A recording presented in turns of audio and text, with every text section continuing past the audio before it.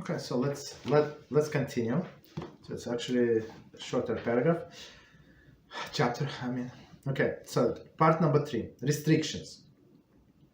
Although the principle Mitoch permits the performance of the melacha listed above for the purpose unrelated to a hell nefesh, 2 restrictions apply. Okay, so of course there is always restrictions and always exceptions. A. Melacha may be performed only to fulfill Yom Tov needs. There is to enhance the enjoyment of Yom Tov, or to make it possible the performance of mitzvah. For example, it is permissible to wheel baby carriage and to carry lulav to the synagogue through the public domain.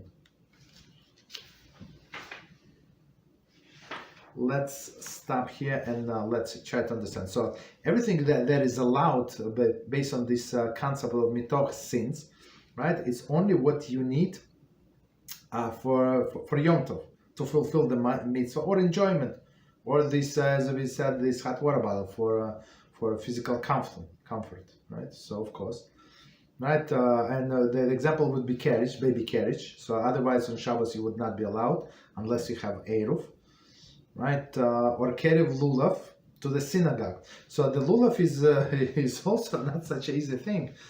So if not such an easy thing to get it back. To get it back home, so you can only rely on some exceptions. So straightforward, like you shug the lulav and esrog in a synagogue, right? In the morning, that's it. So you would not need it until the next day. So unless you have a family, and unless you have a guest who wants to shake it also in your house, then there is no problem. You're allowed to take it back. But otherwise, it's not so simple to take it back. Right? It would be like preparation for the next day. It's not for a Yom Tov need. Continue. It is prohibited, however, to do any of the melacha listed. 1 second. Above, if they do not produce benefit needed for Yom Tov. So everything else, like not for a benefit of Yom Tov, not allowed. Thus, one may not carry the office key through the public domain, since he does not need the key on Yom Tov.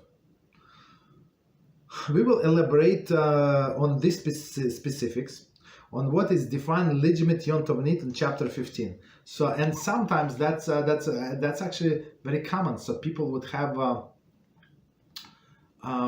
some key ring, and there is 17 keys. I'm not sure from what all of these keys, and from garage and from office, from their private plane. I don't know, from somewhere. So of course you're not allowed to carry, even though you would be allowed to carry key on Yom Tov for Yom Tov needs, because otherwise you would not leave a home without locking the door, right? So you allowed to carry the key, but you're not allowed to carry all of the keys. So all the other keys are actually muktzah. Your car key, your work key, all of the other keys, they're 100% muktzah. So make sure that you have your Shabbos key, like a separate key, whatever minimum amount of keys that you need.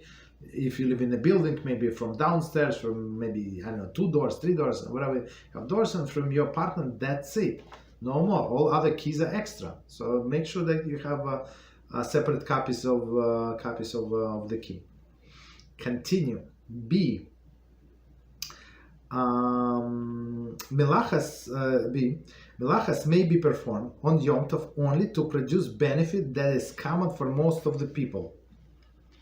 So that's very, very important rule also. So yes, you're allowed to do that, and that is common for most of the people. So most of the people would find it necessary. For example, as we said, washing hands and face with warm water. Yes, most of the people find it necessary but to take shower and bath every day, no, it's not necessary for most of the people. Doing the melacha to produce benefit that is required daily, but only minority of people, is not permitted. So of course we're going to see examples. So only if special people like very specific in some activities, so it would not be permitted. And the example that we learned in our class of Hilchas Shabbos, the laws of Shabbos, was actually about filtering, right? So for example, you have a filter under like your sink. have this filter, so you're not going to disconnect it. So it says, so the question is asked, are you allowed to use it? And they say, yeah, it depends on you. Yeah, it depends on me. What is it? So if you're not going to drink this water without the filter, so you're very, they call it finicky person, very specific person, finicky person. Right? So I'm not going to drink the water from the tap, right? So in this case, this water is impure to you, right? It's impure. So and this you must have this filter to make it pure. So then it is like a separation, sorting, and it's not allowed, for sure, right? But if person said, okay, I can use like with the filter, without the filter, I don't care. I just want water. So like maybe a little better with the filter, but to say that I would not use it without the filter. Right, so for this person, it is allowed to drink the water with a filter. So you understand? So just because of my minority, some like my minority of the people insist on their own way, it's not does not dictate halacha. Okay, so they give different example. An example of such a melacha is carrying medicine outdoors. So not all of the people need to carry medicine, right? But some people, they have diabetes, so they have to have a candy or some I don't know, some shot or something, right?